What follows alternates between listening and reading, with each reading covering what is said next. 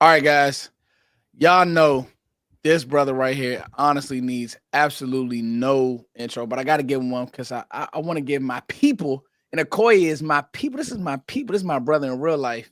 I Yes, got to sir. give him his flowers. Akoye Media, how you doing, bro? I'm good, Foots, man. You already know, man. Good to be seen too. I appreciate you having me. It's Appreciate so it. it's so crazy because I've been doing content. I've been doing content, and somebody said, "Bro, where's Akoye been at?" And I'm like, "Y'all just don't know how many ventures, how much this dude does, and he Yeah, still is able to knock out film. He's still able to yeah. give you good opinions, just give you thoughts, and he really is a true pioneer in the community." Appreciate that, Um, man. Appreciate oh that. yeah, when it came, That's the bro. gift and the curse of it, man. I love it, but at the end of the day, it's like this is what I love to do for real, because this is the only thing I'm doing for free is this for real, for real. Everything else that pays the bills. I got to do it, man. So Tell yeah, us, tell plenty us, tell us what you've been doing, bro. Like before we talk of. football. Well, I got a bar opening Okay. up in June, so we've been Okay. building. It's called the Payback. That's going to be in like the northeast section of Philly. It's been like a year and a half in the making, man. That's been crazy, but so the Mm-hmm. bar will be open soon. Matter of fact, it's we're gonna have a stage for live performances too, so you can come out and you know what I mean, play with your band, all that. But Yeah. got a bar opening. I've been promoting fights here in Philly, so I I threw saw, my bro, that the fight you did with that joint was crazy. Tell us, yeah. bro. I did one last August. That was my inaugural event. It was called Brave Hearts, Knocking Out Violence. We did that with the Grandy twins. I don't know if you guys, they actually in Houston now, but they're from Philly. The two twins that kind of taught each other how to box. They're from Philly. I used to follow Um, them on Instagram. yeah, they were my headliner, and them and B.Y. Jennings were the headliner on that fight, and Gillian Wallow did the commentary for me and all that. So that was my first event. And then the second one I did, I've been doing the promotion behind the scenes for Gillian Wallow's knockout parties too. So their second knockout party, the one last December 20th, that was me, and also the one in August, that was me. So been throwing fights, man. Got a bar opening. You know, I actually have my bread and butter. The reason I'm able to do all these things is because I have my fiance and I have a business called LC Stones, where we house the homeless here that have like long-term care needs. So when you see people like in a wheelchair that's out in the street, stuff like that, we find those types of people, house them, and we work with the city to get paid to take care of them. So we have caregivers that take care of those types of people. So most of the time, I'm running around taking care of a bunch of adults that act like teenagers. You know what I mean? But that's it. But between those three, that's really what I'm doing outside of my family and all that. And then when I got time, I'm gonna jump on here and mess with y'all too. So that's what I do, man. That's what I do. But I love it. Man. Oh, and And I'm you a doing boxing coach too. I forgot to say that. I train professional fighters too, but I do that at like 5 a.m. So it don't really get in the way of none of my schedule. bro, you doing God's work. The part to me, the Appreciate most important part is like you say, you clothing the homeless, literally going out and they talk about this at church and going out and being a vessel, it. live Yeah, a certain way.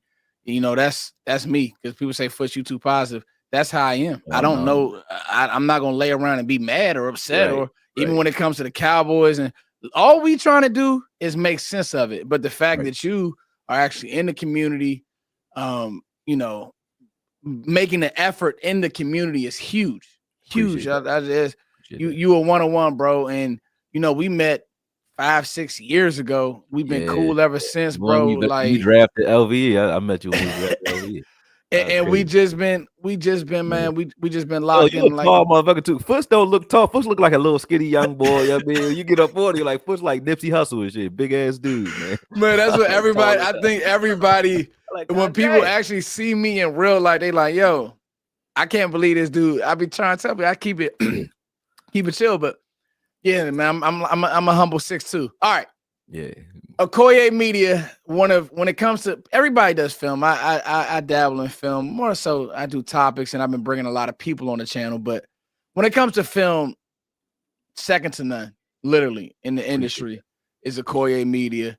And today he talked about Kenneth Murray, and it was a very polarizing topic on Twitter. that. Right. As Akoye has done multiple times, he can flip the Cowboys verse. When he did Mhm. it back in the day with Dak and the Dez deal, and I Yeah. thought that was really astute because I'll say this: you guys know on my channel we don't pull punches. So if Dak ain't playing well, I'm gonna talk about it. Right. I'm not a fan of Dak. I'm not a fan of players. I'm a fan of the team. I'm a fan of the team, and we have to be real. That's the only way that I was able to get this following. Right. So, with Akoye, he flipped the world with that video, and he's flipped the world a few times with his content and with his film. So today, I wanted to bring Akoye in to talk about Kaiir Elam and Kenneth Murray. Right. And anybody else you feel that we signed that could possibly help, but specifically those two, because there was a lot of back and forth on Kenneth Murray. And so we'll start here, Akoye. Yeah. Kenneth Murray. I mean, Foots, the thing is, when I started looking at Kenneth Murray, right, I hadn't looked at everything everybody was saying on Twitter, so it wasn't like a piece to say, y'all wrong. It wasn't. I know why is that always the when I put it out, they came at me like, I don't even know what y'all. You had big names, and I'm like, dog. So we sell tweeting. My man, he was not like people got to.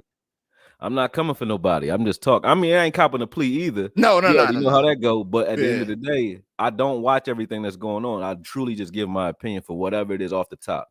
You know what I mean? If someone says something and I have to go back into the film to look at it, I'm gonna give you my honest opinion after the fact. You know what I mean? Never off of passion, never off of feelings. Like people were mad that I said I thought Chauncey was better than Osa. They're like, you smoking crack. I said, I guess it's some good crack then, because I do believe that. But at the end of the day, it's all predicated off of film, not off of feelings, emotions, or none of that. If I sit and I watch a guy do certain things, I don't look at, what his productivity was statistically only, because it could be different reasons why your productivity is a certain way. You might not be getting to play in time. You might be in a scheme where your coach doesn't favor some of your value, your virtues, and doesn't value that. And with Kenneth Murray, I look at him the same way I look at Michael Parsons, to be honest with you. Michael Parsons, if you put him at linebacker, will probably make a lot of the mistakes that Kenneth Murray makes. Why? Kenneth Murray is a pure athlete, a prototypical linebacker that can do anything you ask him to do at linebacker, whether you want him to be a cover two guy that covers, whether you want him to be a downhill guy, a slasher, whatever you want him to do, any linebacker position you want him to play, he shows the traits that you would want in order to play it. His issue is really the fact that he's been through so many regime changes, he doesn't have an identity. You know what I mean? Michael Parsons hasn't played linebacker since Penn State. So if you asked him to play linebacker, just off-ball linebacker, he would look confused out there. And that's probably why they keep him at defensive end, sort of what Jesse Holley was kind of alluding to when he was saying, hey, you can be better, right? Because Michael Parsons definitely, if he learned to play the linebacker position as well as what he does here, he would be a world beater, because there's so many different things he can do on the field. You know what I mean? And Kenneth Murray is one of those guys where, and I'm not saying he's a pass rusher like Michael Parsons.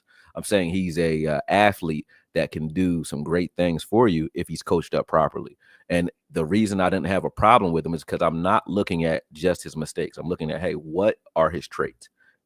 When I looked at those and then I coupled that with what Eberflus is able to do, I said, oh yeah, Eberflus is a guru at teaching linebackers. Everybody comes at LVE, including me. I started the LVE come at, right? But that blueprint came from Eberflus when we actually did like him. That 1 year where he was okay, that was like Eberflus's year when he was like he was out of here, right? And that fingerprint was still on this team because he took a one-legged Jalen Smith and made him a Pro Bowler. Our years where he's the one that Jalen Smith got the contract off of, that's Eberflus, right? So, and none of us would say that Jalen Smith is like the greatest linebacker because of his injuries. And had he had two legs, I think Jalen Smith would have been, a world beater as well. You know what I mean? One of those guys that can pass rush in college. He did that. And he can move, and he can bang. So, you know what you got when you look at Matt Eberflus. Everywhere he's gone, linebacker play has been a staple. Whether you're looking at Darius Leonard, you're looking at what's in it, Jack Sanborn, ain't that name? Yeah, guy. I love him. Love him to death. Love him. But when you look at that, I think that you take a guy that has all the prototypical traits and he tested off the charts when he came in from Oklahoma. You definitely, if you're Eberflus, you definitely want a guy that's still young, still hungry, hasn't really caught on anywhere, so nobody really knows, nobody values what he is because they just say he's just an athlete. But I think Kenneth Murray is going to do great under Eberflus, and I have, like you said, I've done the film on him, and when watching the film, it was the things that I saw that nobody's watching. Like that's what PFF doesn't really get. It doesn't equate. And that's why I don't look at stats, because if I'm looking at the stats, let me give you an example, right? And I'm going to do this with film. First, I'll tell you. Take your time. Take your time, bro. This is why I wanted to do this. Then I'll show you. But and cut me off anytime. But if you coach, so if you got a player, right, that all he does, let's just say he's a zero tech nose guard, right? All he does, he's able to take 2 and 3 blockers at a time. He's in Pop Warner. He's like a grown little man, right? Can't nobody move him, right? Your linebackers might be racking up tackles left and right. They killing it. 100 tackles a season, right? He might get 10 tackles, maybe none in games. Some games he does nothing. But those linebackers' ability to play at that level is only coming from that one man, right? Had they had to shed blocks, had they had to come down and deal with guards and centers and tackle, it wouldn't be as good, right? But that guy that's getting only 10 tackles a season that you say statistically is trash, don't get no sacks, don't get no tackles for loss, he's the reason that the defense works so well, right? Those types of plays or players don't get graded very high in PFF. You know what I'm saying? Because PFF, nothing wrong with those guys, but the way they grade, they hire guys. I know people over there. This is what they do. They hire guys, right? And they say, hey, Darius, hey, Foots, you're going to watch the running backs. Hey, Darius, you're going to watch the defensive linemen.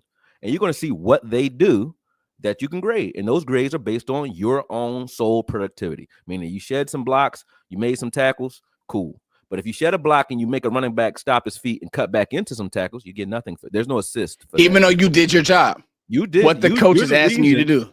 You're the reason that those guys made the tackle in the backfield, but you're not going to get a stat for that. PFF does not look at that. So I don't weigh those stats very heavily because when I watch the film, it tells a different story. Some guys statistically do great, but I'm watching all of the stress that they're putting on their teammates when they don't play very well as far as the scheme is concerned. And not hating on him on his way out the door, but D-Law is one of those guys. D-Law, he'll make some plays, splash plays where you're like, God damn, he ran through 3 people's faces to hit that guy, right? Because he loves the B-gap. But ask him to set an edge consistently, he ain't doing that. He did it versus Green Bay. He kept knifing inside and runs were hitting outside. Yes. Hitting outside, right? Where they running at? Your gap. Right?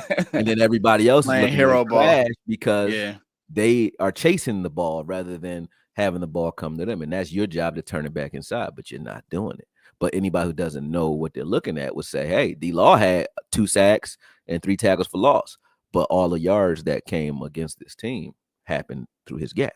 You know what I'm saying? Yeah. So there's no PFF stat for that. Feel what I'm saying? Yeah. So when I look at Kenneth Murray, just to bring that home, I've watched him cover guys. I watched him ask him to cover wide receivers, right? And usually when you see that, you say, okay, this is a mismatch. As an offense, you're thinking, I got him because he's on a receiver. I got him. So automatically as a quarterback, think about the mind process that happens when you have a guy who's a 6'3", 240-pound guy lining up against your quick twitch wide receiver. You're saying, I'm going to stare that down first, no matter what the play was and who the first read was. I'm now looking at that hot, quick in the seam or wherever it is, right?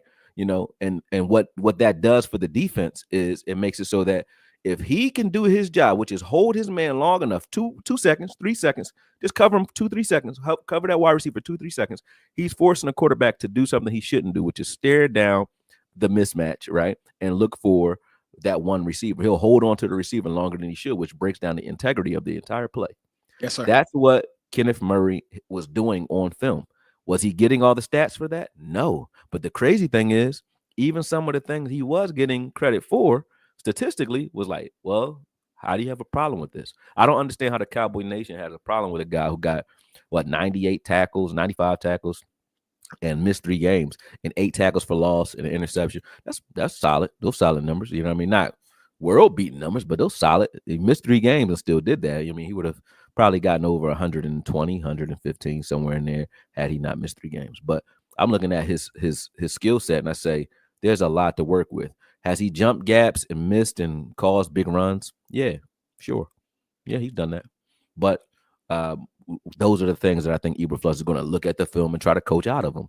And I think that Eberflus can do that because everything else is there with Kenneth Murray. And I'm going to show you some film real quick.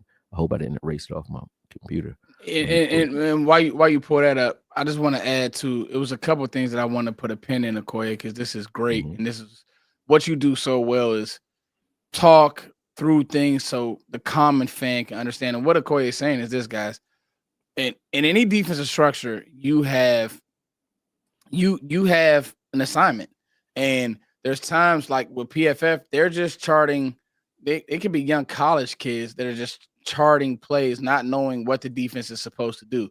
And I also want to talk to a point. You said something about where he was drafted and the plan for Kenneth Murray. Well, I got to tell you guys, Brandon Staley, not type. He's not the defensive coordinator. He's too quirky, too all over the place, and he's supposed to be a defensive minded guy. And that failed miserably in Los Angeles. And then last year, with the first time defensive coordinator and Denard Wilson coming over from the Ravens, I just think that the marriage between him and Eberflus, because I actually love former head coaches that are defensive coordinators now, because and Eberflus is a linebacker whisperer, great with linebacker play. And so he'll come in and say, listen, everything they taught you, forget about it.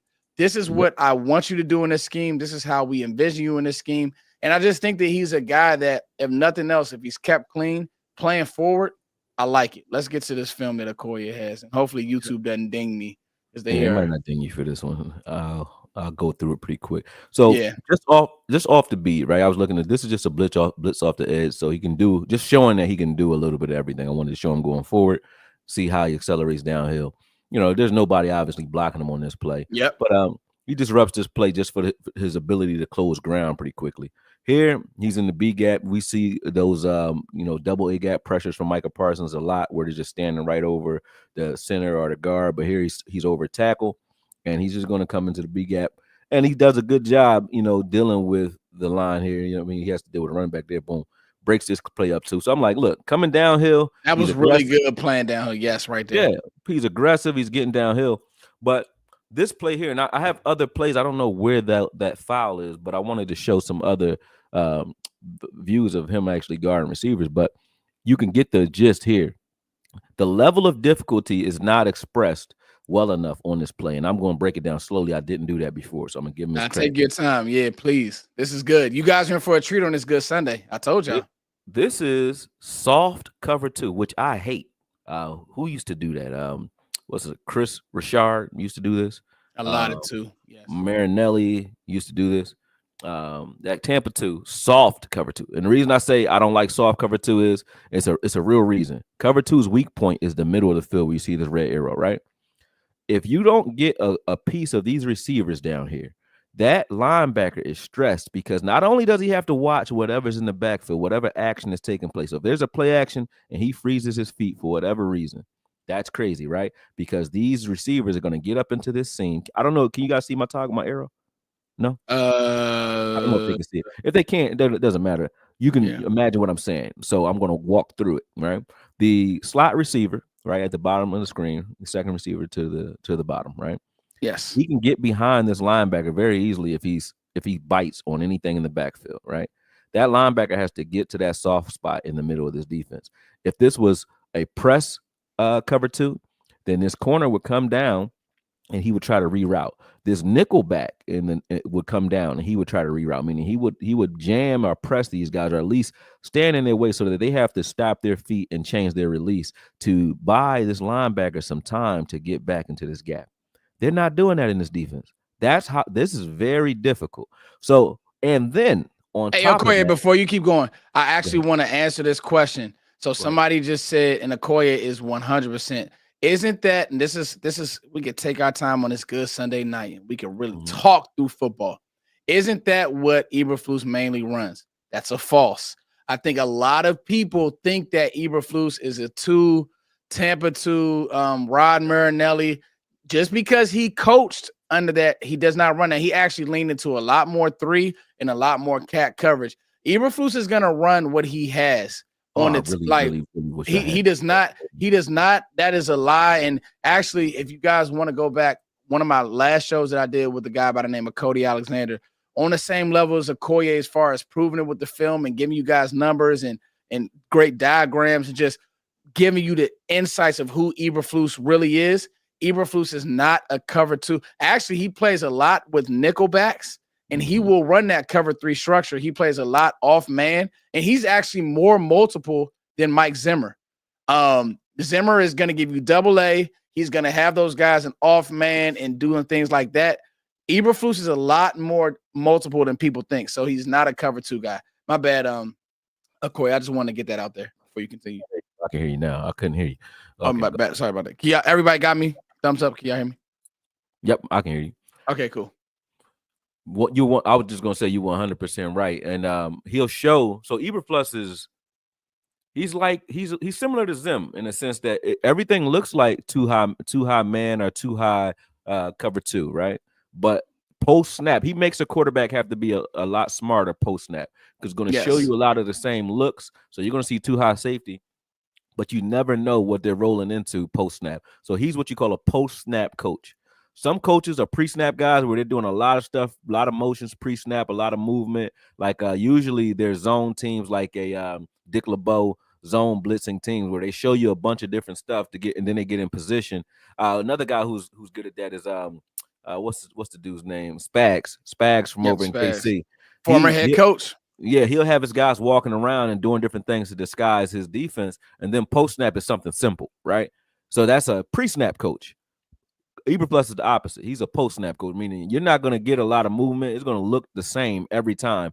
But post-snap, and most quarterbacks aren't that great post-snap these days. But post-snap, that quarterback's going to have to be smart. He's going to be quick. He's going to have to be able to assess what's going on post-snap because you're not going to know pre-snap unless you're a guy that can kind of like make the defense kind of cheat. And most quarterbacks can't do that. There's not that many Tom Brady's left in the league, right? So you're right when you say that. But Eberflus looks like he runs cover 2 all day. He doesn't. He really doesn't. Yeah. He sets a lot of traps, and his safeties have to be smart because he does a lot of those robber techniques where Spagnolia does it too, but he does it post-snap, whereas Eberflus does it post-snap, whereas Spags does it pre-snap, where he'll change things, which is crazy. But what that means when you see coaches that do that one way or the other, their defense had to be smart.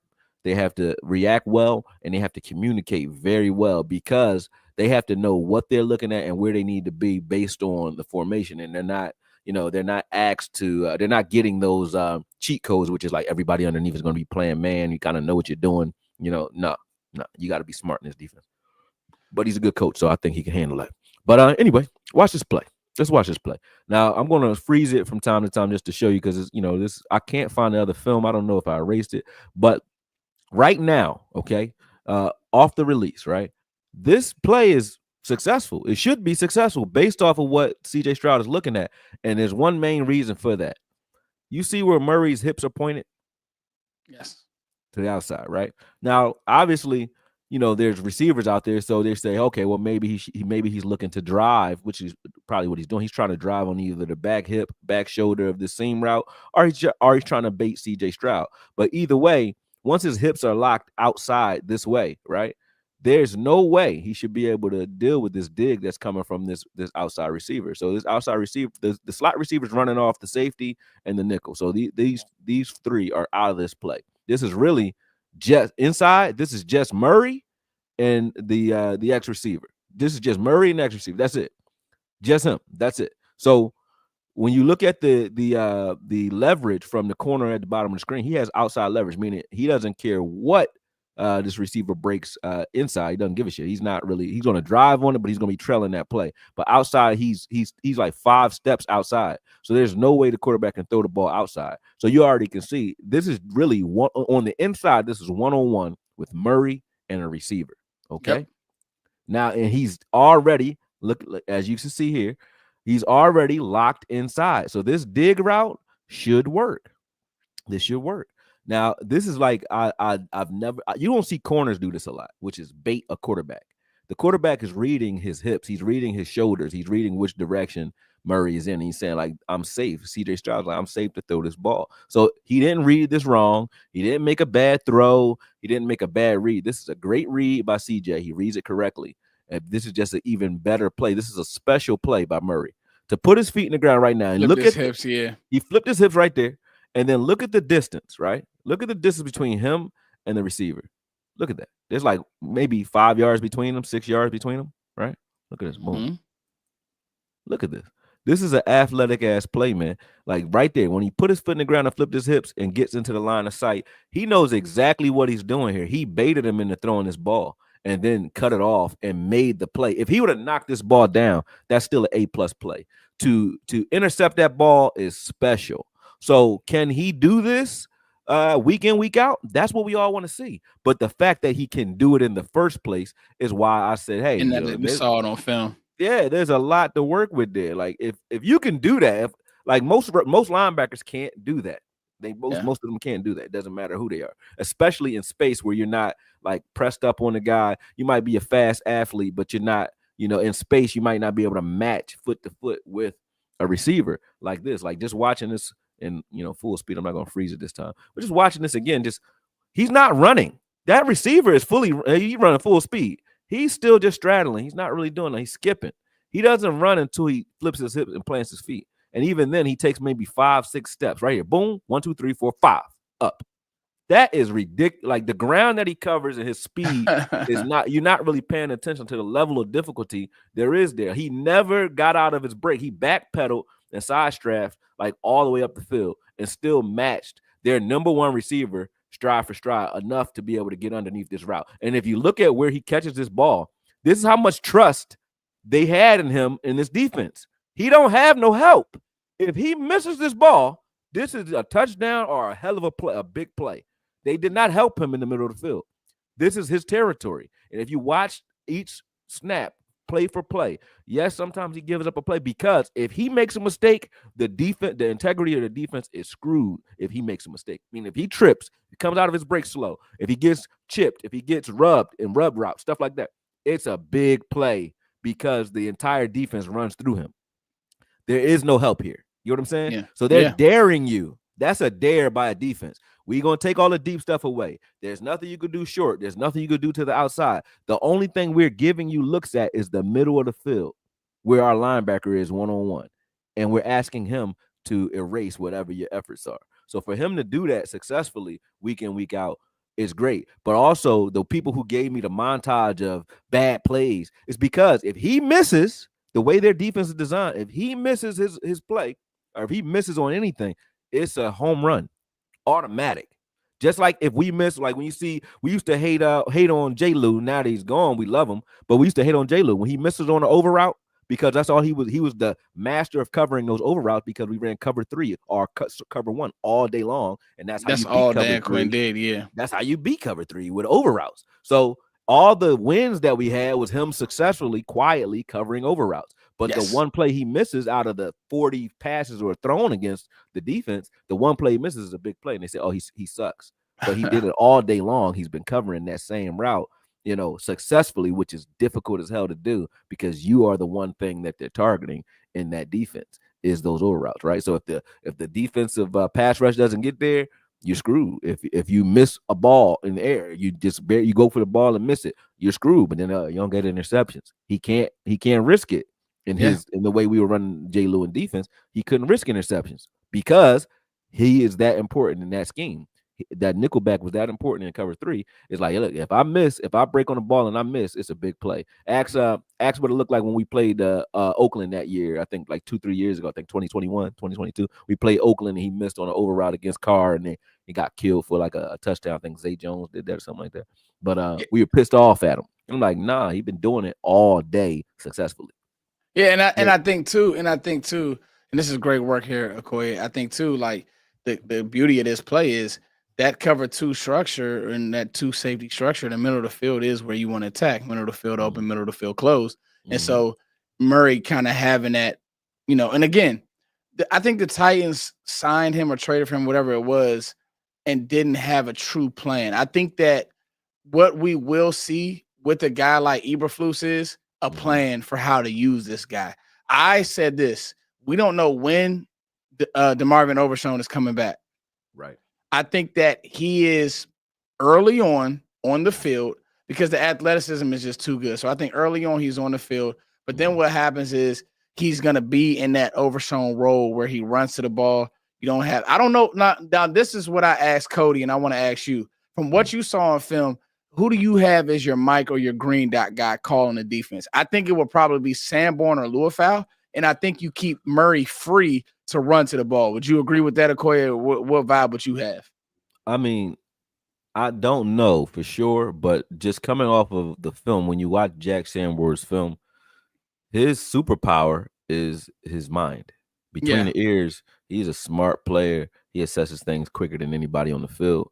Sean Lee type of guy. So Sanborn is to me, he's your handcuff like Kendricks was last year. I mean, he's gonna teach this defense the defense, the scheme. yeah, yeah. So he's gonna teach them the scheme. And so if that's what he was brought here for, I think Sanborn becomes the automatic green dot guy due to the fact that he's the only guy so far that knows the defense in the first place.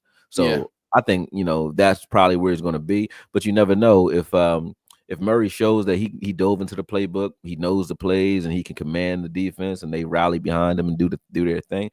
It never hurts you to have two guys on the field that kind of know everything that's going on.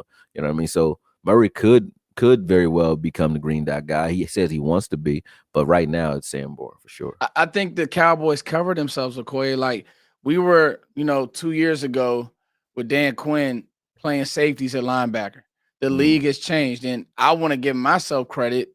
I don't know where you were when it came to running backs and the importance of one, but I tell people the NFL is ebbs and flows, just like life. What was once vintage is now back in style or in vogue, or whatever you want to call it. It's just like fashion. They rocking the 90s fashion right now. Everybody rocking baggy clothes. I got a turtleneck, bro. Like, come on, bro. This ain't nothing new. And so run game and teams wanting to play in big personnel, 12, 13, and doing some of the stuff that Green Bay did to us is back in vogue. You can't have safeties at linebacker. You can't. And so what Dallas did to me, I definitely think that Maris plays better this year. He didn't play bad last year, but I think Maris was great. And I think that this is what happens to me, Akoye. They said we're going to get at least NFL players in here. We're not going to say we'll address all these linebacker needs in the draft.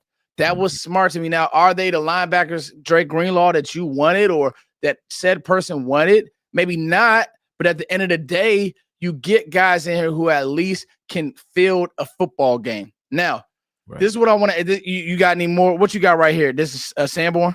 That's like this is Eberflus' scheme, but it's also no. Let's stay here. Let's hit this super Akoye, and then we'll get to this because this is high level. This is high level. Okay, so let me get this all done. All right, so blessing gents, can we replace Hooker? Let's put a pin in this one because I want you to talk Eberflus' scheme, and maybe if you want to answer this, but thank you Jamal for the super. He says, can we replace Hooker? It doesn't seem like he makes impact plays. Can 30 take him off the field? Here's my high-level thoughts on that. I don't know. Like, I don't want to overrate Wany. I just got to see it. Maybe you have a thought on that, but I got to see it. I want to see him take Hooker's job. They trust him. Maybe this regime may not. And maybe Wany will get a fair shot. Maybe Izzy will get a fair shot. But the truth is, we haven't seen it, Akoye. Oh, thank you for the super. Wany is a guy that with very little playing time. Now, this is the thing that you can't say about Wany. So I have seen it on film, whether it's preseason and during the season. Like his first game that he had to play was the Giants opener. He blocks a punt. That was spark immediately. We won that game. He blocked a punt. I think we scored on the block punt. Then the whole game, they asked him to cover Darren Waller one-on-one on third downs. He erased him on third downs. I said, that's what made me take like real ownership and notice of him, right? And then if these are games that you can look at, like you see, I don't have to think about it, right? I know I've watched this film. So Wany is to me, he's like a Murray. He has all the traits that you would want. Now, can he put it together consistently when there's a team game planning to beat him and seeing, hey, what his tendencies become when he actually puts something else on film consistently? That's what you don't know about Wany, and you can't know that until he gets the shot to play. But he does have spark and it factor for sure. Another game you want to look at if you're paying attention to Wany is when we played Carolina in 2023. Played Carolina. He covered Adam Thielen by himself in the slot several times. And you didn't know he was doing it unless you watched the film. Why? Because he didn't catch the fucking ball. He didn't get a target. So it's like he got one target on fourth down on a rub route, and I gave that route so much respect, even though Thielen actually caught the ball, and I think they converted the fourth down. I'm not sure if they converted it or not, but he caught the ball for sure. But the fact that Wany took the wrong angle, he went under the rub instead of over it, which was wrong on that particular play, and Okay. still covered the ground and closed on that play. And I say, that's not something safeties generally are able to do, covering a wide receiver. And that's why they ran a rub at him. They're like, he's not going to be able to field this rub, right? He did it. So Wanye definitely has a freakish athlete skill set. He's 6'3", 220, and runs a 4.4, and he has good change of direction. I love Wanye. But the question shouldn't be, can he take Hooker off the field? Because when you're looking at how Eberflus uses his safeties, they're usually interchangeable. So the odd man out in this scheme is not Hooker. Hooker is one of those guys that can kind of I do like some of the Hooker. I things. was about to say, Yeah, yeah. he's one of those guys that kind of do the things that you're going to be asked to do in Eberflus's scheme. The odd man out is Wilson. Wilson's change of direction skills and his ability to cover in space is already in question. If you just look at the play that we just watched on Murray, and you ask yourself, could Wilson have done that? And Wilson's a safety, not a linebacker. Could he have baited a quarterback, flipped his hips, drove on the ball, and made that play? Hell no. You know what I mean? But Wanye could. So I think the question is less about can Wanye take Hooker off the field and more about can he beat Wilson out, and do they value what he does enough to beat Wilson out? Because I think Wanye is a guy that can play in the box.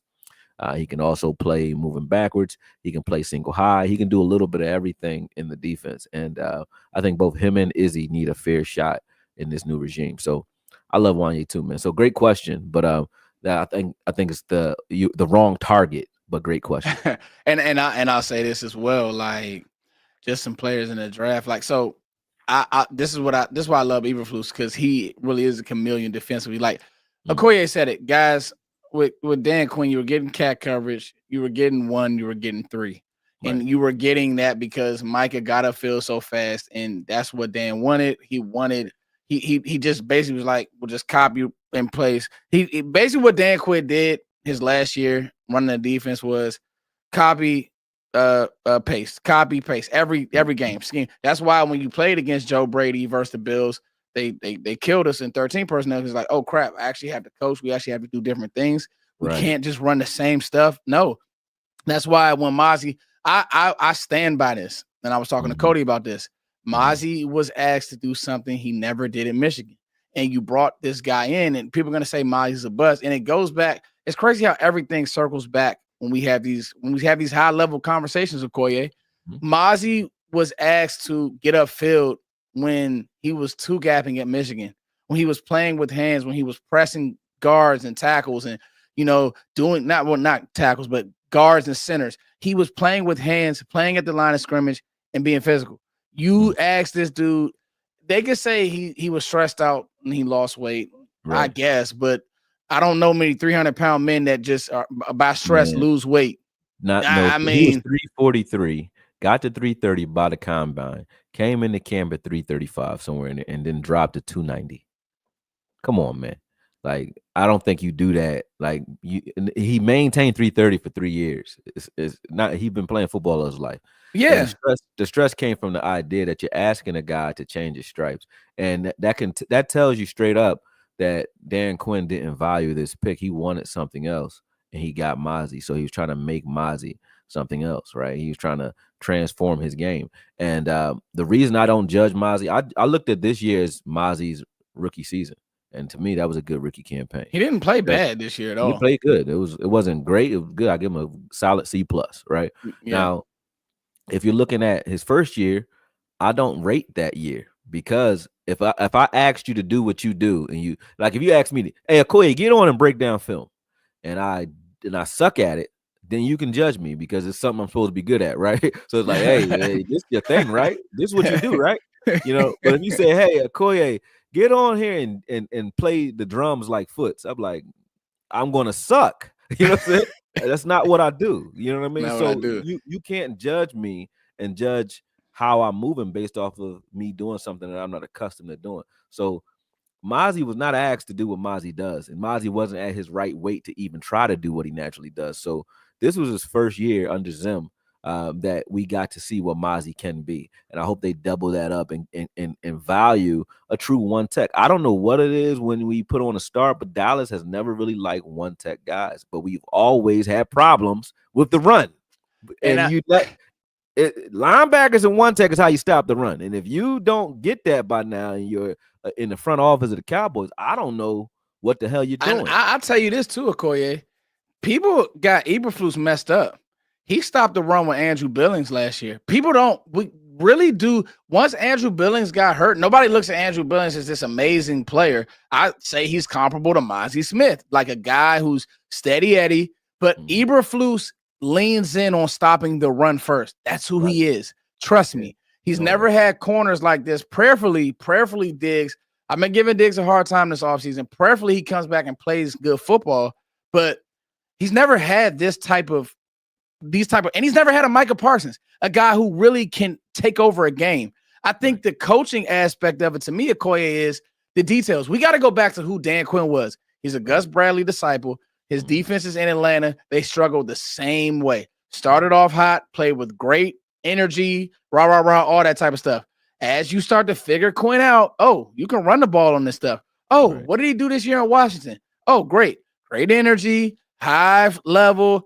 And then they started giving up a lot versus the run. And so again, I just challenge people to, I know it's tough, but stay patient with Mazi, because I don't think that first of all, he's on the roster.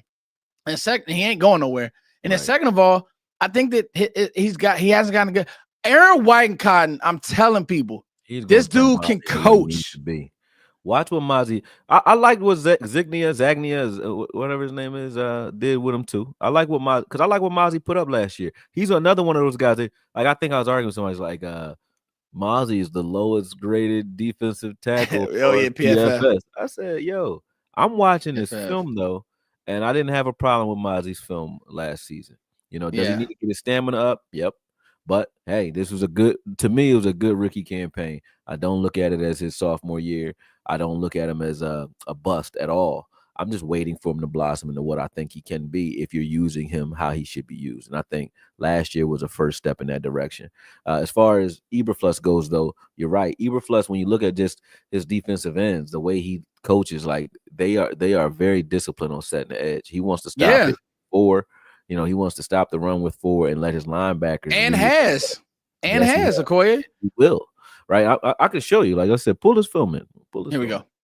Y'all getting a treat of Akoye media on the ones and twos, y'all. I did this when we first got Eberflus, but I'll go through it again. It's a vision-based defense. I'm explaining in this, and it was a silent film, but I was explaining the fact that when you have a vision-based defense, the only things that really are the main plays that really give you trouble are counters, or misdirections, double moves, things like that, where you fool or you convince a defense that they're looking at one thing and you give them another. So you see even in the backfield here, Denver is doing a little bit of that there. They got a lot of stuff going on in the backfield to freeze those linebackers, right?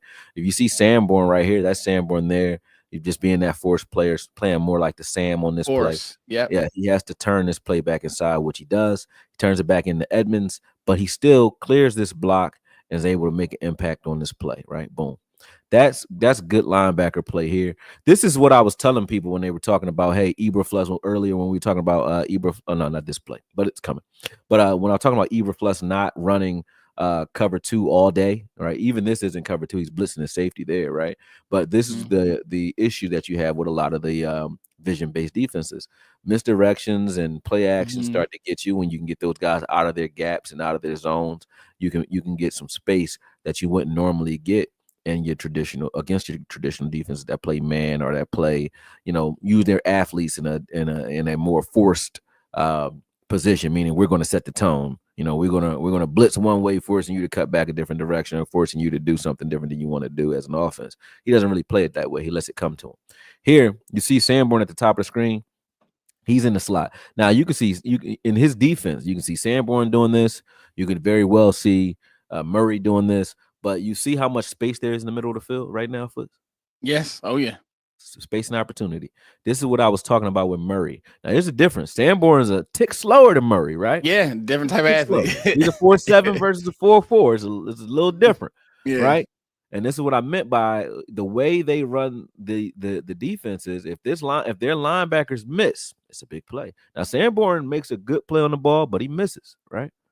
If you miss, it's a big play. These are the types of plays that Murray erases routinely, right? You don't notice that he's there because they don't bother throwing the damn ball at him. Not when he does these types of things, right? Sanborn misses there, and you can see I think that's Judy gets off and gets himself some yards on that play. But Yeah. that's generally the problems that you have against defenses like this. Now, this is what I meant when I said that you got to be a good post snap quarterback against Eberflus's defense, because he's going to show you too high here, right? And he'll show it to you all day, meaning you might see those safeties play deep halves, right? So once, they're playing too high, both of those safeties, right?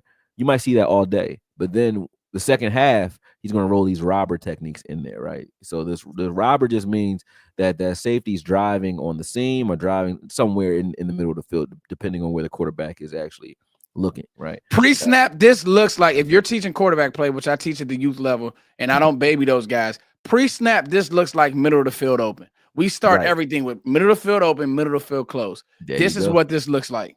And then now post snap, right at the snap, right? Because Edmonds is blitzing, or Edmonds is really playing match man on his running back, but he's allowed to blitz because the running back is staying home, right?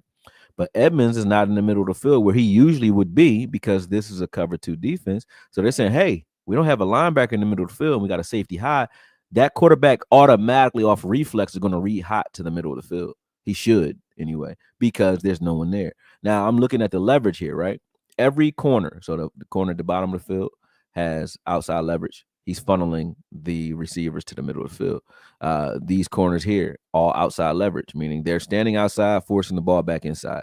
The only one that's playing head up is Jalen Johnson at the top of the screen. He's one-on-one on an island, sort of, but he has help over the top. But when I say one-on-one, he's not, he got a two-way go as far as his release can go. He's not trying to force anybody one way or the other. He's playing honest, right? Now, a quarterback like a Tony Romo or a Brady will see the fact that all the corners are playing outside leverage.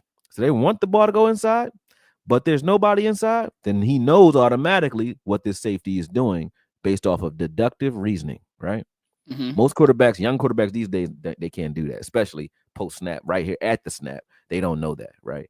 But some guys do. Now, if you do, you can beat it. But most quarterbacks don't really have it like that, right? Not in today's football. They're more athlete than they are cerebral. And Yes. they have to get the time under them, right? But you see immediately, right? So immediately he looks where he should look. He's like, I'm looking at this. I'm staring down the seam because the middle of the field seems like it's open. And if I need to get this ball out hot, if Edmonds is actually blitzing, which he's not, you see Edmonds right in front of him broke down to match man against his running back, right? If Edmonds was blitzing and I need to get this ball out hot, or I just had no time, he would have to release this ball right now. But where is the safety? He's watching his eyes driving on that seam, right? Mm-hmm.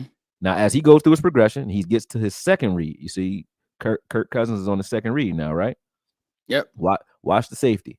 Now he's driving on that dig route. Boom, takes that away. Yep. He just took both of those away. He robbed both of those, right?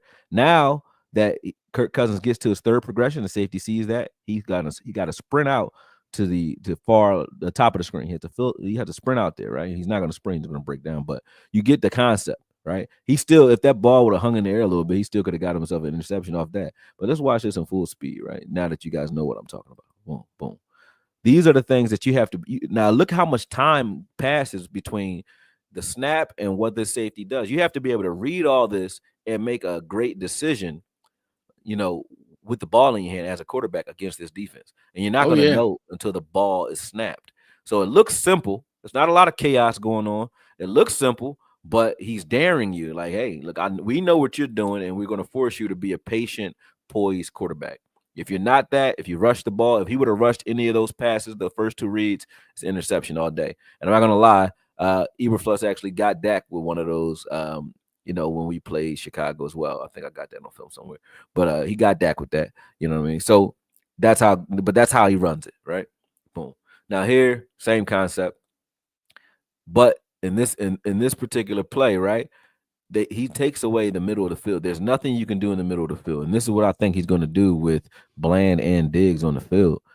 If you're taking away the middle of the field where there's nowhere for you to go in the middle, right? He's now on this play forcing I don't know who that is. I don't know what quarterback that is. But he's forcing him to go to the outside with the ball far and away, right? He has to throw the ball far and away, which are the toughest throws to make as a quarterback. You see here, Jalen Johnson, I think, gets a pass interference on this play, but it was a great play. That was a great play. I don't think it was pass interference at all. It was just he made a great play. But you see it here again. He's not getting any help. Diggs and Bland or one of these guys won't get any help. But the rest, that allows them, and he hasn't had this in Chicago where he has two corners that you don't want to throw at. Right? Yes. So that's going to allow him to be a little more aggressive in the middle of the field. You might see more blitzes out of him now, or you might see him cover the middle of the field so much so that you're forced to throw to the outside where you don't want to throw. Now, this is an example of that, right? Just watch the middle of the field right now. Yeah, Boom. and that's kind of what you were. That's kind of what we before we even run this, Akoye. If you guys really do the homework and don't listen to just people, oh, he got fired. Eberflus is a multiple defensive coordinator, guys. This isn't Dan Quinn, one safety in the middle of the field. Trayvon, go play cat. Deron Bland, go play cat. Go chase receivers all over the field. That's not this. Now, you add his multiplicity with what you're going to get with Micah Parsons. I'm just telling you, man, he's going to do some nice things. Continue, Akoye. Correct. Now, as you can see here, boom. This is Robber again. It looked like too high, but now those safeties are in the middle of the field. They're looking for anything in breakings, post routes, dig routes. The drag routes, all of that's covered. Doesn't matter what you do out there. So immediately, Carr has to go, whoever that quarterback is, has to go outside. He has to look out left or right. He has to choose. Boom. And he chooses Jalen Johnson to throw at because of pressure. And that was the wrong choice. You know what I'm saying? Pick six. But imagine a defense where you're forcing, you design it and you're forcing a quarterback to throw at Diggs or Bland all day long. I'd take that all day. I'd take the odds against that all day long. When you get into it, but now we're where we wanted to be. We were talking about Jack Sanborn. This is the Sanborn end of the film. And the beautiful thing, like I said before, I wasn't looking at Sanborn when I watched this film. 57 stood out. I didn't even know who Jack Sanborn was. 57 stood out because he was the one making the plays. I'm like, oh shit, who the hell? And I said, who is 57? Still never bothered to look his name up at all until we signed him. And I said, I hope that Jack Sanborn is that 57 guy, right? Then I go and look at the film and I said, damn, that's him. You know what I mean? So yeah, because he was the one guy who was making plays. This is all the same game. So this is impact on the same game. That's the thing that people don't pay attention to when it comes to the film that I'm running. I don't go and look at and that's the thing I wanted to say about Murray too. I don't go look at the film and say, let's look at all the sacks he made, or let's go find the film of the tackles he made and just do a highlight reel. I go look at a game and I just watch the entire game. That's why I can say what a person can and can't do, because I'm watching the impact that they have on one game. So if you were watching this game, like who had an impact in this game, who had the most impact, and it was definitely 57 when you're talking about all things linebacker, right? It wasn't TJ and it wasn't Edmonds. Not saying that he's, some people are like, oh, you saying he's better than Edmonds. In this defense, he was. He was asked to do a little bit more than everybody. And, he was, in my opinion, whenever he was on film, he was the guy that everyone was targeting, and he was making plays, play in, play out. Even here, just watch. This is a play where they successfully get the ball underneath him, right? So 57 is to the right of the screen right now. Boom. Right there. Well, now watch. Look, when we watch it from this next angle, watch why he gets so many tackles, even though he's a 4-7 guy. Everybody's flowing away from the ball. This is how you can tell when you say a guy can read and react. I'm going to show you. Reading and reacting makes you faster. You play faster than everybody else, even if you're not instincts. Fast. Yeah. Watch this. Boom. Boom. He's already gone. Bro, I love bro. He triggers so fast. It's crazy, Akoye. I love this. Like, watch it. Boop. Foot in the ground, gone. Before the ball was caught, he was gone. Now watch someone else. Watch anybody. Watch Edmonds or watch the corner. They're late. Yeah. They saw it late. They saw it after the reception was made. He caught this like before. Boom. He's already gone. Already sees it. He's gone. First man to the ball, but he ain't the fastest man. Knows what he's always getting, the first man to the ball. He plays a little outside linebacker in this 3-4 look right here. So this is a 3-4 look. Got 90 over here standing up. I think that's, I don't know, that's Sweat. Not sure. But Sweat was their best pass rusher, yeah. Yeah, he's over there standing up. But this is a 3-4 look right here. You just have them slid over to the side because they're in 12 personnel. Boom. But both the middle linebackers are kind of tilted that way. But Sanborn's over here playing outside linebacker now. Boom. Is it playing? There you go. I was just showing where we could put people if we were running a 3-4 ourselves last year based on our own personnel, just throwing people where they could be, right? I think Mazi game one, day one is going to be responsible for whooping the center's tail. Oh, Like just 100%. just walk him back every play. Just we'll take care of the rest of the defensive structure. We'll take care of like our three. Osa will be asked to do certain things. Whoever else, if you want to move Solomon Thomas inside on reps, whoever else they draft. But Right. Mazi, day one, game one, you please just go walk the center back into the quarterback's lap on rundowns and on passing downs. I think this defense will be good, man. Well, you can see the entire those three guys on the inside right there. They're just collapsing guard to guard, guard to tackle. They're just making sure that those guys don't get out and reach anyone else, right? Trying to free up the linebackers, which they're doing a great job at. These are the plays I was talking about where you don't get stats for this, right? But the reason Sanborn can slide in here and Edmonds can get in there is because of what those guys are doing up front. Oh, watch this. Boom. Let's watch this play develop. Sanborn's he's just like a tricky guy. Like Edmonds takes on the lead block and Sanborn comes and cleans it up. But he was doing this play in, play out. I love what Sanborn was doing on film, man. And like I said, I'm not one of those guys that just like guys because they're wearing a star. If I'm watching you, especially Sanborn, I wasn't looking for Sanborn. I'm watching this when this we out. when, You had when I this put this before we out, signed him. 2 months before we signed him, when we signed Eberflus. I put this film out just to show what his defenses can do. Didn't know who Sanborn was. Haven't heard of Sanborn until we signed him. I don't really follow him like that, right? So it wasn't coming from that angle or from that mindset. I'm sure. Here we go again, Sanborn. Boom. He finds his way to the ball, man. He gets through the mess. Watch this play from everywhere. He gets through the mess here. He's to the right of the screen. He's gonna run through that block. Boom. Find his way to the ball. He boom. just has a vibe for the game. But watch where this play ends. If he doesn't get there, right here, if he don't get there, gone. It's a long run. Space and opportunity. That safety might catch him, but gone. Sanborn is just nasty work, man. I love what he does on the field. Can't hate on. This is what I was talking about with Murray when I say when in their scheme and in Eberflus's scheme as well, when those linebackers miss, if the linebacker doesn't make the play, the middle linebacker doesn't make a great play when they're targeted, it's a big play. And the same thing goes here. This is just a one-man screen, right? Boom. Watch Edmonds. He sheds, he gets there, but he doesn't make a play on the ball and misses, and that's a touchdown. You know what I mean?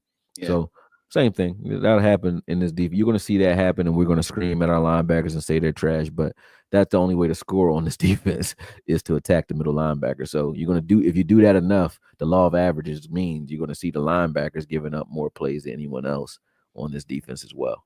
That's just the nature of it. But that's because they're asked to do so much more. Yeah. So all right, man. I got to tell you, bro. Chat box, we got a treat with Akoye, man. Like this was we haven't even talked 1 second of Kaiir Elam. High level thoughts, Akoye. Mm-hmm. How do you see? Let's put a bow on Murray and just the middle of this defense, and we'll talk some Elam and then we'll get out of here. How do you see Murray's year playing out, barring health? Barring health, I think he comes out and he's a good handcuff for Demo. A lot of things that we like for Demo, Murray, shows he's just a raw athlete that loves football, that can run, hit, go forward, backwards, side to side as fast as you would like him to. And I think Murray will do well until Demo comes back. And there's no question or no understanding in regards to how much Eberflus even values Demo at this point, right? Regime changes hurt and help a lot of different players, right? You don't know if Demo is going to play as well in the scheme, but when you look at the traits that you see on the field, which is a linebacker that can play linebacker like a safety, Demo's that because he was a safety. Demo plays like that. So him and Murray have a lot of traits that you would say are similar to each other. And I think when if both those guys can get on the field at the same time, that probably leaves Sanborn if Murray can get up to speed and Demo is in his playbook while he's recovering. That leaves Sanborn odd man out, probably playing Sam in those three linebacker sets in their base. But I think that Murray, Demo, Marist, all those guys are going to fight it out for who gets on the field. But that's a good problem to have because this for the first time, I have faith in the entire linebacker room right now. Right, I like all of them. So, and for different reasons, right? I think Sanborn is your Sean Lee type of guy, the guy that just studies so much film, it's sickening. You can tell by his reaction, and he reads things so well. That's And why then I think it's gonna be hard to get him off the field. I'm just being honest. and then you see that Eberflus put him he came up with just different schemes just to keep him on the field. Those 3-4 looks, Eberflus runs a 4-3. When he's running those 3-4s because he's like, I got to keep this guy out there however I can. So it's really 4-3 over or 3-4, however you want to look at it. But he's keeping him on the field by, moving him around and changing his base defense to do it. But I think that Sanborn is your, field general initially. I think Murray's a guy that's going to be a good handcuff for Demo, and then they can fight it out when Demo gets healthy. And that's a good problem to have. It's a great problem to have. What a great show. All right, Akoye, I want to just ask your high-level thoughts on Kaiir Elam. I have some. Yeah. But I just want, because I'll start. I think that he says something, and he said, it feels good to be with a staff that believes in me. Now, that can be taken a few different ways because it's like, okay, the Bills did draft you. Did you not do what you were supposed to do? But I know certain regimes draft a player, it may not work out because of scheme, and then they don't find a way to make it work. Right. I do know this. I covered Kaiir Elam when he was coming out of Florida. He was a dog in man coverage. The Bills run a lot of zone. That's what Sean McDermott wants to do. He plays with a lot of DBs out there. He'll play with 5 DBs. I mean, that's if you out there and you can fit. That's why he keeps Taron Johnson on the field. If you are out there and can play, but he there's a certain type of football that Sean McDermott wants to play. Right. If Kaiir wasn't up to speed, up to snuff, but he's so young, and I think the traits are too good, for a coach of any type of merit to say, man, I can get something out of that. What are your thoughts on Kaiir Elam? See, and I look at things. I think Vach kind of taught me this one time, man, and I just started applying it to everything. Right? He said one time I think I didn't like. I think it was during the Williams draft. Right? What was it? Lyman? What was the dude name? What's the dude name? Williams, the guard who played. What was his name? Something Williams. Not Williams. He played with us. Yeah. What was his name? When was he drafted? He was drafted in the 2nd round, I think. What was his name? Guard? What was his first name? Yeah, wasn't he a guard? We haven't had a guard. Connor Williams, yes. Connor Williams. Penn State kid. Yeah, during that draft, he was like, it's a while ago. He's like, if you'd have got Connor Williams, if you'd have got him in the 3rd round and got this other guy in the 2nd round, would you be mad? I'm like, no. He's like, so look at the silver lining that way. The way I look at Elam is, I same way I look at Murray. I erase his history because his history ain't got much to do with, what he's going to do here. I say, if you look at Elam as a draft pick with his traits, I like Elam, right? So if I look at Elam as a guy that says, hey, look, he's 6'1", 6'2", 207 pounds, sturdy, can come down, he can hit. He's physical. He shows a lot of the things I like by Kalen Carson as well. Like when he was coming out of the draft, it was like, all right, he can hit, he can cover him in man pretty well. He plays press man very well, right? So shows those are the traits that the Cowboys are looking for. Elam's that guy. 1st round talent, and you got him for cheap, and he's looking to redeem himself. Hopefully, he comes here and does it. But we've seen a lot of 1st round corners come here and not do well due to the fact that they just really didn't fit in the system. And Cowboys kind of show so much favor to their homegrown guys, you might not get too much of an opportunity, right? But if I'm looking at him as a flyer draft pick guy, I like Elam. I like that. You're right about him being a press man guy. I think he's better in man. The Bills run a lot of zone, but so does Eberflus. Eberflus will run a lot of zone. But the difference in Eberflus's zone is he does it like the Rams, like was it Rob Morris? How he does it. Where Raheem Morris. Raheem Morris. Where there's zone, but there'll be one guy playing man, or you have 2 guys might be playing man, and everybody else is zoned up, right? So they do it very weird because they want to disguise their defense in such a way where it doesn't look disguised. I mean, you see a guy go in motion, a quarterback sends a receiver in motion, that corner follows, but they're still in zone everywhere else, right? Eberflus does that too. He does that. He did that a lot with Jalen Johnson. So you might see Elam, because his traits are more man centered or man focused.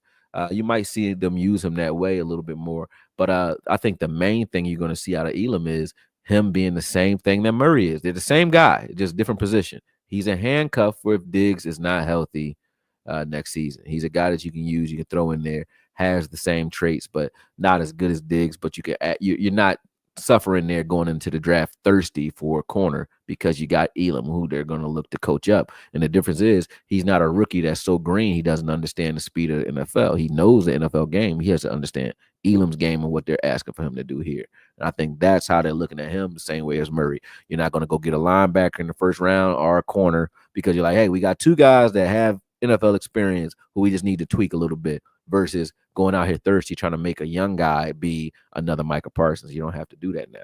You're not thirsty. So I think it's less about Elam being an answer and more about him being a placeholder so that we're not thirsty or hungry going into the draft. The Cowboys like to do that so that they're able to take the best player available when it comes. We don't have a need now at corner. We don't have a need now at linebacker. We want one. We still want a great one. If that's the best player available, we'll take them, right? But we don't need them. We don't have to do it in the first round. We can say, hey, we can skip on this guy and jump to a guy in the second round and still get some value because we have a guy that we like here. So if we see something a little bit better, like a guard or a tackle slips or, Genty's still there or whatever, or you love receivers, or if there's a receiver there that we want, we can take them and not feel like we left a gap in a need position, right? I think that's more so what it was about and less about him being a world beater. And I think if the Cowboy fans are looking at it that way, they won't be mad at that pickup at all. I like Elam. Man, Akoye media, ladies and gentlemen. One to piggyback on what Akoye said, I think that Kalen Carson, it was just a lot for him. And and you threw him out there game one, and the Cowboys went with this, we're gonna draft our guys, we're gonna play our guys. And I think some of that had to do with Steven. I've been on record. I think that the more research I've done, I think Steven said, Mike, you had this plan, you're gonna die by this sword. Yeah. And I also think that, rightfully so, Dallas is covering their bases. And then what if Elam does hit? Like there's been guys who didn't hit in their first spot where they were drafted. I mean, he's 23. I don't even know what I was doing at 23. Right. You know what I mean? Like he's still. I know what I was doing, but it wasn't nothing good. It wasn't. You wasn't feeding the homeless. Like, hell no. Hey, you was not. You was not clothing the homeless and getting them houses and getting them up. I was being a degenerate. So it's like, no, definitely. 23 was a different story. So no, but you're right. Even from a Carson standpoint, I look at Carson like I look at Mazi, man. Like Carson wasn't supposed to be playing. He was a project player. It was supposed to be J. Lou, Diggs, and Bland out there. No one knew Bland was going to get hurt. Then Diggs got hurt later. But Carson wasn't supposed to be playing. So he was supposed to be learning from those other guys and kind of easing his way into it. And I think he played well in the beginning, and then he started sliding from there. But I think that was confidence and ignorance combined, right? And with attrition as well, because he was injured too. So there's a lot of things going on with Carson. He's not a guy that I'm out on at all. No. I think the Cowboys jump off of people a little bit. They jump on to people too fast because of their name and the media, and they jump off of people too fast for the same reasons, right? I think Carson's a guy and Mazi's a guy that you leave alone and say, hey, man, let these guys develop. Rome wasn't built overnight, and neither will these guys. So leave them alone. Let them do what they do. I like Carson. Hey, man, much love to you, Akoye. There was a few comments. Somebody said, where can I get my music? Akoye was actually, he said he was listening to my grooves the other day. I appreciate that. iTunes and Spotify, guys, go run it up. It's Foots and Coles, me and my man. Roll one up.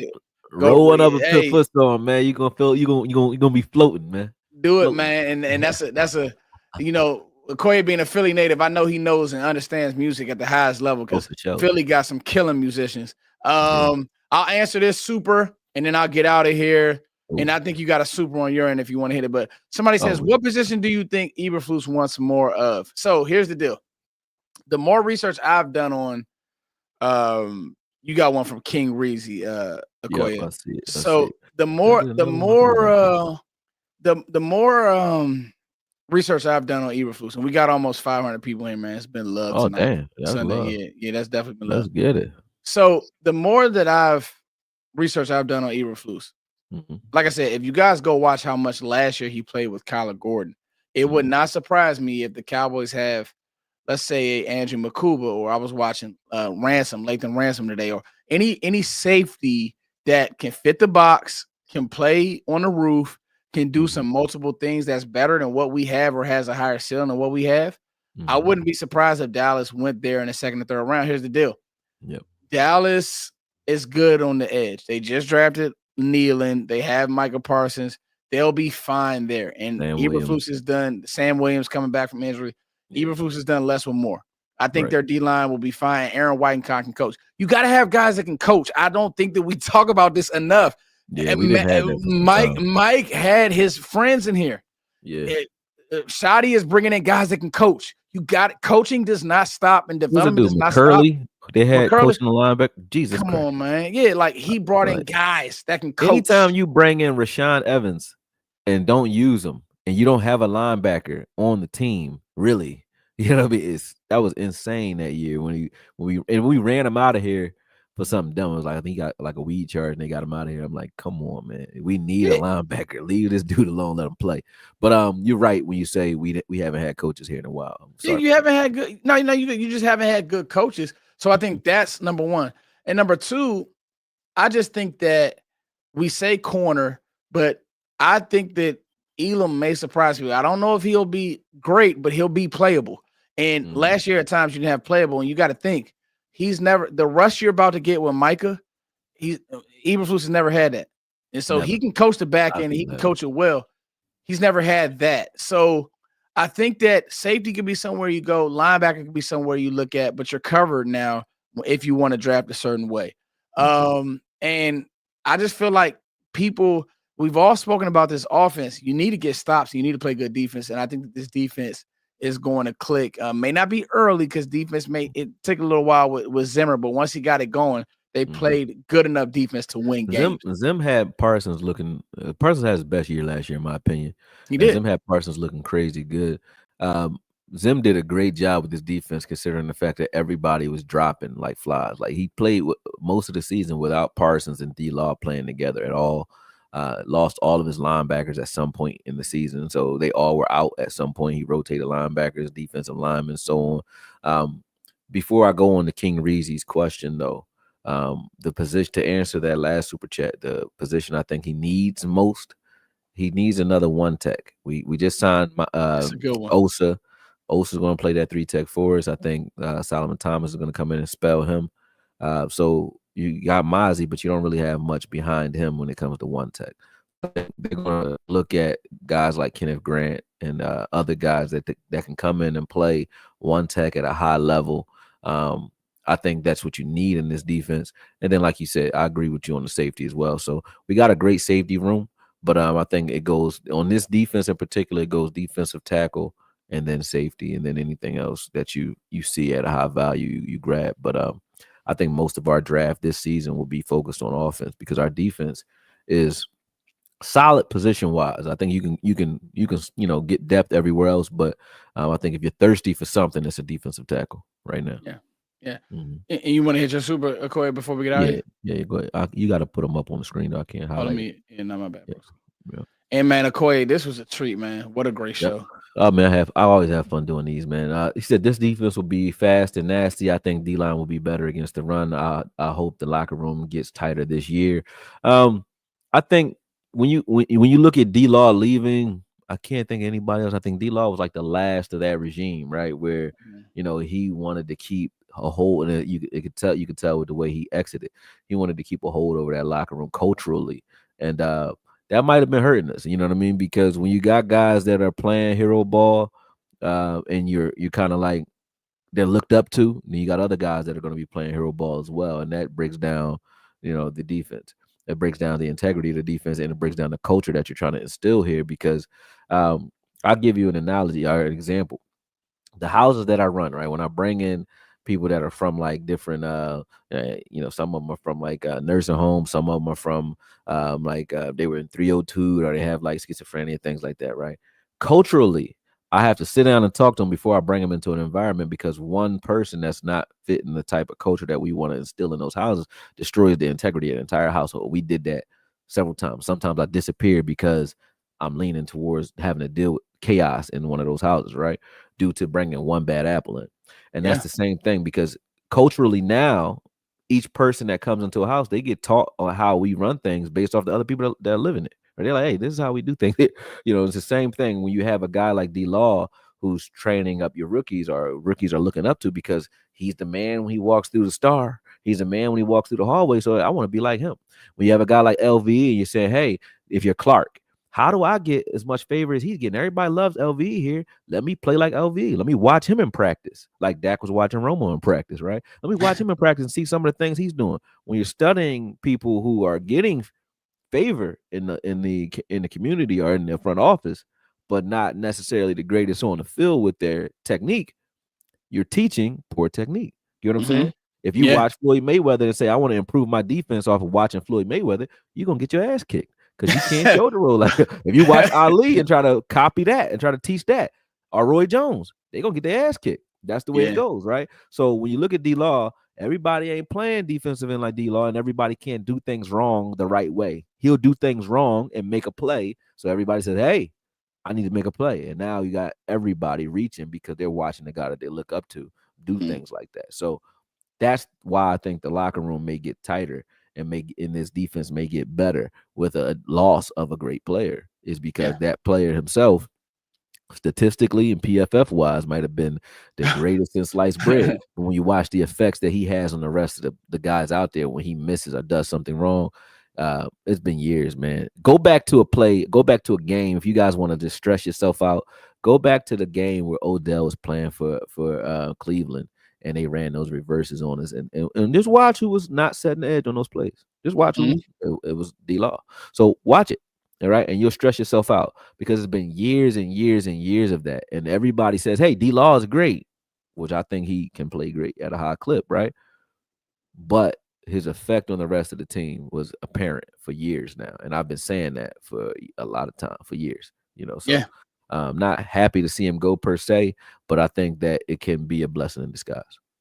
Nah, man, I completely agree. And I also, like I said, people are they're going to be shocked at how disciplined and how well this defense plays. So Akoye, man, I can't thank you enough, man. We got to an hour and 15. People catching this on the playback. You guys run this. Tell a friend to tell a friend, man. This is a great. There you go. This was one that was dope, because I think there's been like you said, a lot of misnomers about Murray, and everybody just reading stats. And so when you got on that whiteboard and really talked through it, I think people now will see, okay, I see what he meant. So, hey guys, I'm Footsdaking. This is Akoye Media. You guys make sure you follow him everywhere. Thank you for this last super. You guys make sure you follow him everywhere.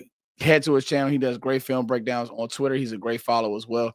So make sure you guys are following him everywhere. As always, thank you guys for sharing, subscribing. We love you all. Peace. Peace.